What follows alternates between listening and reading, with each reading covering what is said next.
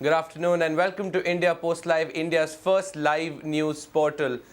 Well, we have started with the 2014 World Cup of football in Brazil. We're day 7 into it and it is one of the best World Cups we've ever seen. But 8 years from now, a World Cup where even a ball, neither a stadium has been built, is already shrouded under controversy and doubt.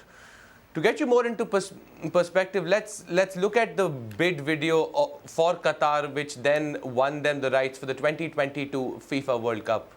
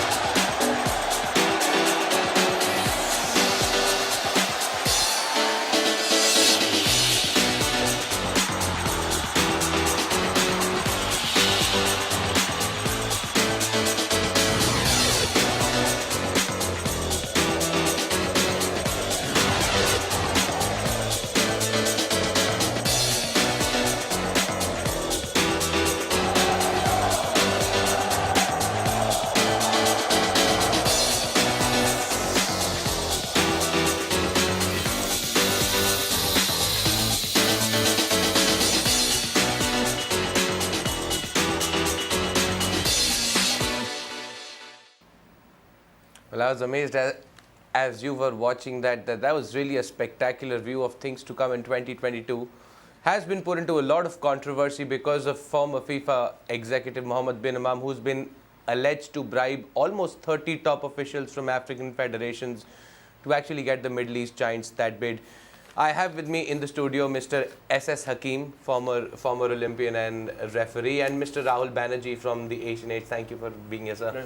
We have on Hangout Aninda from Tadpoles and Mr. Babu, who is also joining me on phone. Hi, Aninda. How are you?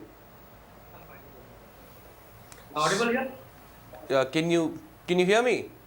Am I audible here? Yeah. We can hear you. Yeah. So, Sir Hakim, starting with you first, the source is Sunday Times. They have come out with millions and millions of documents, well, uncovering what the murky business actually was. What do you feel about this? Has corruption finally caught to the FIFA? Suspend the people who have taken the bribes first. If FIFA secretary has taken, let him go out of the thing is, they have got still 8 years to go. Right, such things must have happened earlier, or if they haven't happened, investigate it properly and punish the people culprits. Don't punish the federation. Don't punish the people who are very much enthusiastic about football. And I have been to Qatar 4 or 5 times. It's the most peaceful place in Gulf, and they've got there's no shortage of money. Then expertise they get from West, and they have constructed a number of stadiums. And even underground they are doing one where the capacity was almost 11,000. people, and so much of preparation has been done. As far as temperature, humidity, they said that also will control. There's enough time to do all that. There's only Western propaganda that somehow or the other, when we can play in 0-degree temperature over there, when we used to play hockey on grass, they invented AstroTurf so that they should win. Otherwise, they were unable to catch India and Pakistan. So I personally feel this is very bad on the part of West.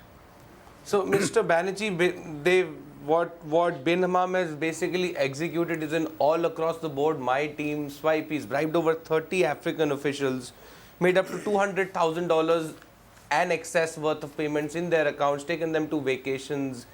Is this really how a FIFA executive member should be behaving? The thing is, Chaitanya, what is new? I think that ultimately, show great credit to Sunday Times for this expose and so on and so forth. But what is new? Every single Olympic Games is bid for and decided on the basis of a certain amount of whatever you may call it. You may call it gratification, you may call it bribery, you may call it whatever you want. But that is always the bidding. The moment you have a bidding process, the moment you have votes, there is going to be a certain amount of scope or leeway for this kind of Look, you can't even call it hanky-panky. That's the way it has functioned all along. I mean, look at the way the FIFA president is hanging. He wants now to have a 5th term when people don't want him around anymore. The European UEFA says, we don't want you around. He says, no, I'm going to hang on because he's got votes. But that's the way it is. IOC, for years together, Samaranch was hung on as president for 20, 25 years. No, see, that's the way the system functions. And it's always funny, like Hakim Sahib just started to point out, whenever these events are held outside the Western Hemisphere, then all these problems start. If you remember before the Olympic Games in China, the furor was not so much about whether China would be able to put up a good Olympic Games, but it was human rights, it was Tiananmen Square, it was this, it was that. Brazil, like you said yourself, one of the best World Cups we're having. But what was the run-up to the World Cup? What do you remember of the coverage of it? By riots, protests. Have you seen a single riot? No. Have you seen a single strike? No. Have you seen a single huge traffic jam that has held everything up? No. We have had 17, 18 extraordinarily good football matches. But before that, the lead-up, if you read the Western press, was you would expect the stadiums to be breaking. People would not allow you into the stadiums. There would be violence. It's a pattern that has been there for a long time. I remember the Brazilian sports minister was asked by BBC along similar lines. He said, look, and he made the same point. He said, why do you always have a problem when there is an event outside of Europe? We obviously cannot match you for infrastructure because you're a small, he said, all of Europe is this size, Brazil is this big. You cannot expect, the kind of facilities you have in England or in Germany to exist in my country. But within our limitations, we are doing, and look at the World Cup they have come up with. Very, very valid point, Ralston. I'd like to take this to hang out with me where I have Aninda with me. Aninda, the point of this World Cup in 2022 is not only shrouded in doubt for its being, but also the repercussions that will happen if this World Cup transpires. Obviously, with the temperature soaring high, and as Hakim sir made the point that players should be playing in high temperatures, but the World Cup's been primarily proposed to play in the winter. How do you think that will sit with the European FAs and the players they have from their clubs? Will they be allowed? Will that be the case? Yeah. Besides the bribery accusations, there are other factors also that you need to consider when you're having a World Cup in a Gulf region like Qatar. Firstly, being the temperature, like you just said, where temperatures during the summer, it hovers around 50 degrees. These players, the players who play in the World Cup, come from Europe, where temperatures are in the mid-20s. So Qatar has proposed that they will set up cooling systems, but you'll also have to argue that these cooling systems will be efficient before the World Cup. Apart from the cooling systems and the temperatures, you have the strict conservative laws in Qatar, which prevent World Cup as a whole is an amalgamation of cultures. What I believe, you have people from different countries coming in, assembling in one place.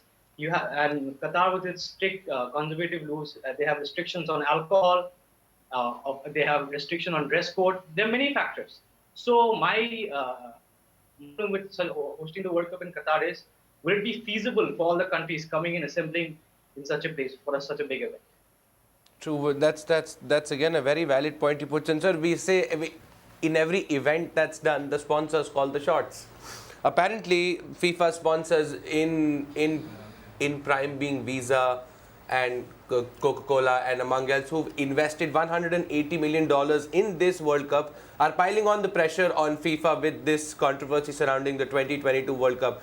But it seems like they're unaffected, unperturbed by these allegations, the football board. Do you think the sponsors have lost it and lost the control of this entire function? Because because they're the chief sponsors of this showpiece. No, given the fact that the world today is very touchy and very, very politically correct in very many areas, any company which is lending its name to an event that has the possibility of being tainted is going to react fairly strongly.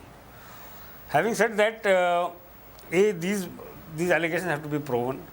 Certainly, I mean, if there is proof that their money was paid as bribe and not as inducement or as encouragement.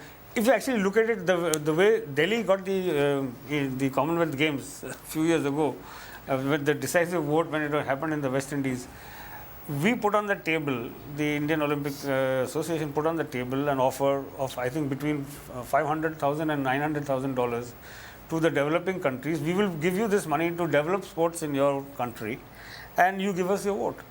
Now here, is that a bribe? Is that an inducement? Is that what would you call it? So what I was saying, that's what is the point I'm coming to. I made earlier. There's nothing new in this. World Cups in the past have been decided by people being taken en masse from where the FIFA Congress is being held or the International Olympic Committee Congress is being held. They get taken for junkets, holidays, this, that. So there is a certain amount of controversy that happens every time. The point here is, why such a big issue around the 2022 game, the football World Cup? Is it because one of the reasons, I think Anand also pointed out, was the fact, the timing, because it clashes with if the FIFA wants to have it in the winter because the summer temperatures are too high, and even though Qatar have said we are going to provide air-conditioned stadiums and this and that, it still is a problem. This is normally the lean period for football, European football now, which is why the World Cup happens around this time everywhere. Now, if you have the World Cup in the winter, it's going to clash directly with the UEFA's major competition, the Champions League, the UEFA Cup, all of the national leagues coming. Leagues, yeah. So, like you said, yourself pointed out, will the clubs be willing to release their players, because they're the ones who are actually spending millions of dollars on these guys, letting them go for national duty? Will they let them do that or not? So there's a lot more to it than meets the eye, or than just the story of $5 million. And $5 million in the context of what Qatar is willing to spend, there I believe the budget is 20 billion. I mean, 5 million is not even peanuts. It's peanut shells, for God's sake. But look at the song and dance that's been created around it. Yeah. As you said, well, sir, as also you also pointed out that they're ready to play. Indians are ready to play in whatever conditions. Rahul sir is also very agreeable to the fact, but you also touched upon the fact that Sepp Blatter has been given another term. In spite of all of this, he's been given an extraordinary mandate to continue for as long as he wants by the entire committee. Keeping that in mind, I'm sorry, I didn't want to interrupt. Just one more point. Few years ago, Qatar also hosted the Asian Games.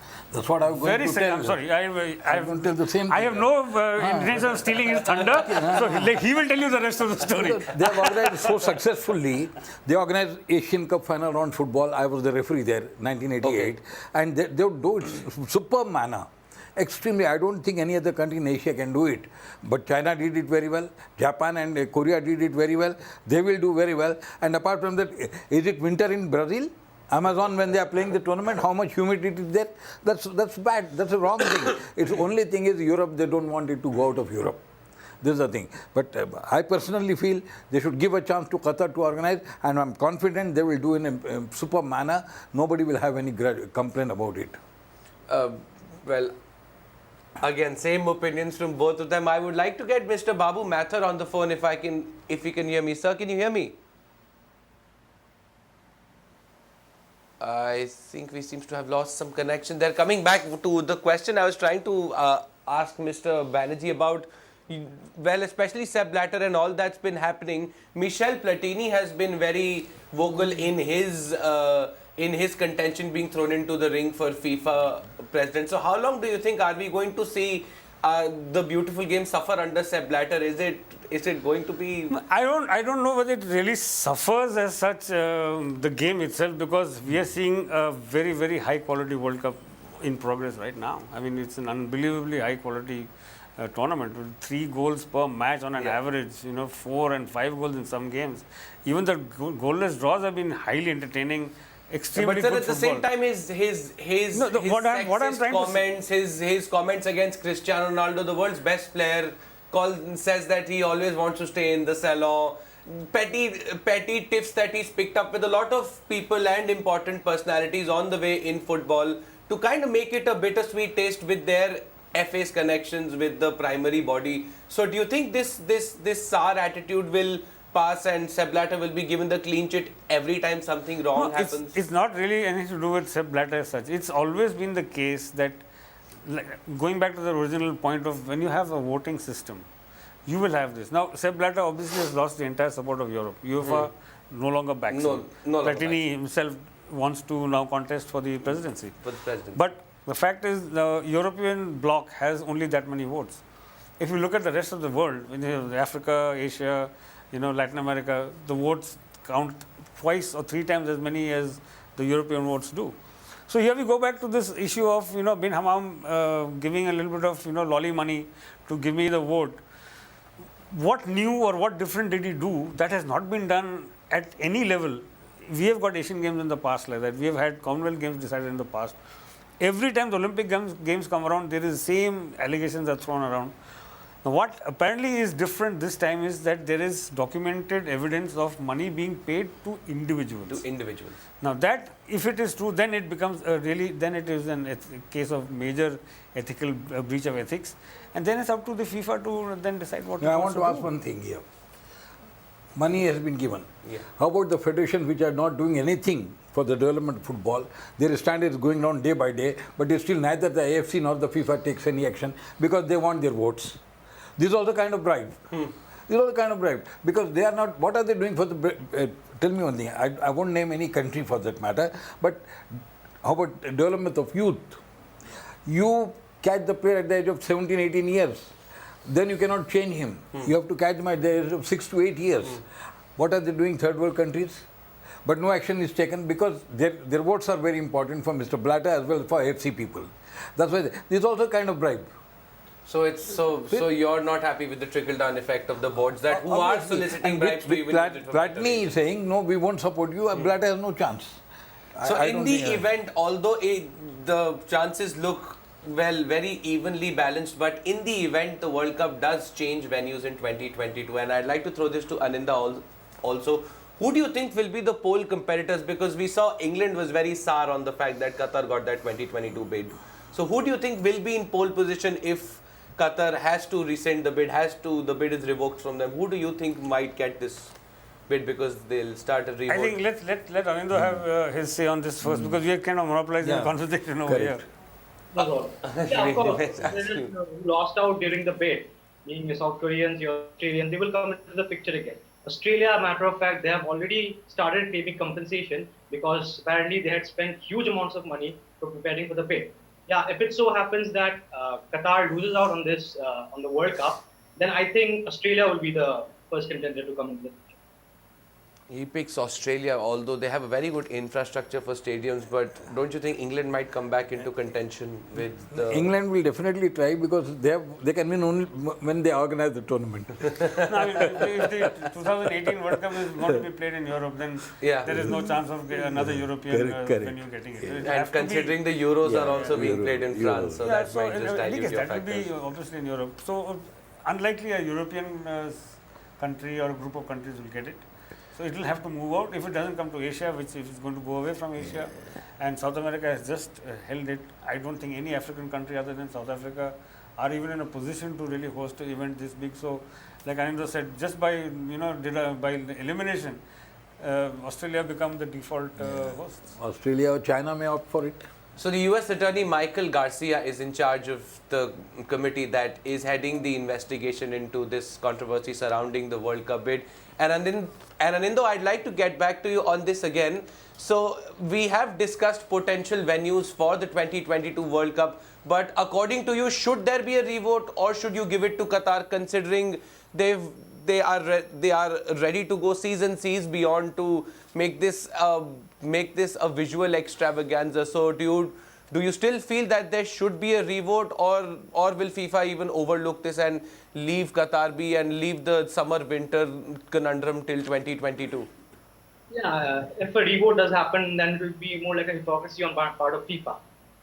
Platini has proposed that he is up for a revote of the bidding, but if you have already given the World Cup to Qatar, the 2022 World Cup, then I don't see a reason for a revote. First of all, consider a lot of factors before giving the World Cup. Controversies aside, it takes a lot of time for a nation to prepare for a World Cup. Then going back on your decision, I don't think so. It makes much sense. Again, Hammam, I think, is not an office bearer in Qatar Football Association now. he Was at the moment. Yeah, he is not currently. He's not there. So we have to check whether the office bearers of the Qatar Association are in bribe problem or not. If they are there, yes, action can be taken. If they are not there, why punish the association? Why punish the Qatari people who are very keen to organize the tournament? True, sir. You actually make a valid point, and sir, also from your last take on what will happen, because the committee does not report until after the World Cup. So where do you see it going? Will football prevail as the incorruptible sport, or have we finally caught on to a point where it will Wait, I have an issue. Incorruptible, don't link it to football anymore, because the kind of match fixing that is emerging, or actual action being taken, is about 50,000 times the size of we scream about cricket. But look at what's happening in football. I mean, fixers sitting in Singapore and Thailand have fixed third division matches in Sweden and Ukraine and so on and so forth. So, in corruption and football now, I think it's pretty much proven now they go hand in hand. It's the level and the kind of action. This is where I think there's a bit of a problem, because if you're talking about ethics in the bid process, then the ethical process spills over into this business as well. Fixing, referees are bought over, teams are bought over. So it's rapidly becoming a big mess. So will Qatar become a sacrificial goat in one sense to prove that everything is clear? If that does happen, it will be very unfortunate, because like Anindya pointed out, the bid process is decided not only on the basis of $5 million as bribe, but a lot of factors. The host's ability to host them, to play a good host, to bring up the venues, provide all the infrastructure that goes into such a massive event. And the fact that Qatar was picked, obviously they must have something in place for FIFA, the Congress, to have actually decided, yes, let's give it to them. But like I said, a few years ago, they had a very successful Asian Games. It rained in the desert, it rained for 4 days out of the 12. Roads were waterlogged, but they still carried it off. It was a very, very successful Asian Games. So, and if Anindya is right about Australia asking for compensation, imagine how much bigger the compensation bill Qatar will present. If they have a budget, a stated budget of between 15 and 20 billion dollars, wow. Those are astronomical numbers we're talking here. Yeah. There is one more reason. Asia, Africa, South America. If they support Qatar, what can the FIFA do then? In the Congress? If all support Qatar, then they'll have to, Congress has to go by that, because they have got more number of votes than Europe, isn't it? So final thoughts, Anindya. I'm sure you're watching the World Cup right now. Would you like to watch it in Qatar in 2022, or it's just the football that engrosses you? Because it's just the venue doesn't really matter for me. At the end of the day, yeah, tell me. If I had to give you an option between watching a club season and the World Cup in winter, which one would you pick? Oh, definitely, the club season. Well, on that note, we wrap up a show which has had a lot of opinions. What do you think of this controversy? Something that we have missed out on or failed to point out? Tweet in at #IndiaPostLive or at @IndiaPostLive, which is our Twitter handle. We hope by the time we're back with this, there is some solution to it, and we are in the clear as to the exact location of the 2022 World Cup. Till then, from us here, have a very good afternoon.